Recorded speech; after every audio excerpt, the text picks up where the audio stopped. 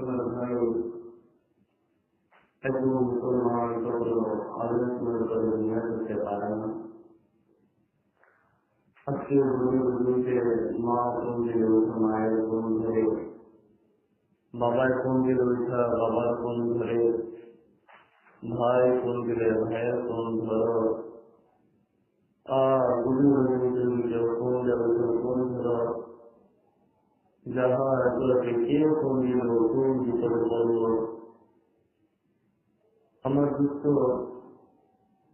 কিন্তু গভীর গভীর তোমার আল্লাহ পাক তোমাকে ফোন দেয় মহাদিনের বলছে আল্লাহর ফোন ধরার জন্য কি ব্যস্ত হওয়ার দরকার না। বন্ধু, যদি তোমার অন্তরের মধ্যে রব্বুল আলামিনের মহব্বত থাকে, ভালোবাসা থাকে, তাদের শোনার পরে বান্দার অন্তরের মধ্যে ছটফট শুরু হয়ে যায়, জ্বালার সৃষ্টি হয়। আমার আল্লাহ আমাকে ডাকতেছে, আল্লাহ বলতেছে বান্দা তুমি আমাকে চিন্তা করো।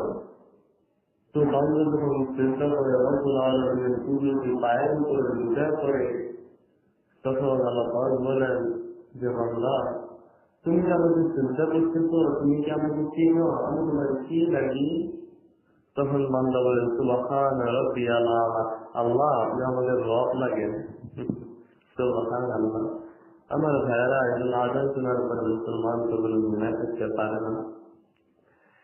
যখন মানুষ বিপদে পড়ে, যেমন দেখেন এখন অধিক পরিমাণে পানি বাড়তেছে, অনেক মানুষের ক্ষতি হইতেছে, তো মানুষ অনেক বিপদের মধ্যে আছে, রাতে ঘুমাতে পারে না, টেনশন চিন্তা। আমার ভাইয়েরা রাতে না ঘুমায় কাজ করে দুনিয়ার বিপদ থেকে বাঁচার জন্য। হ্যাঁ ভাই বাঁচো, নিষেধ নাই, এটা হালাল। এই রাতে জাগরণ করা কাজ করা বিপদ থেকে বাঁচার জন্য এর মধ্যেও সওয়াব আছে।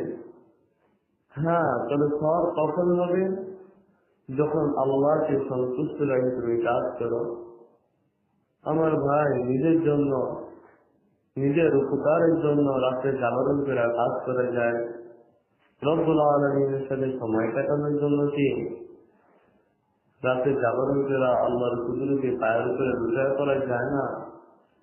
রাতের বেলা দুইটা ফুটের চোখের পানি পেলে আল্লাহর কাছে চাওয়া যায় না? আল্লাহর কাছে কান্নাকাটি করা যায় না?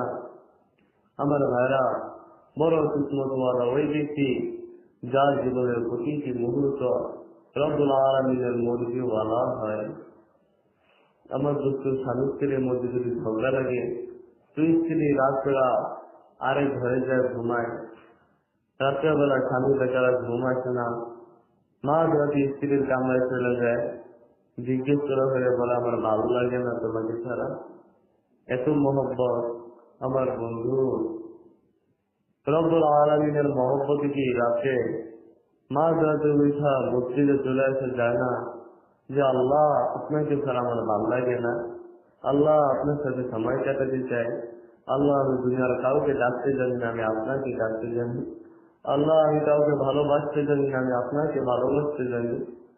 আমার ভাইয়া যা হোক, সকালে মসজিদে চলে আসি।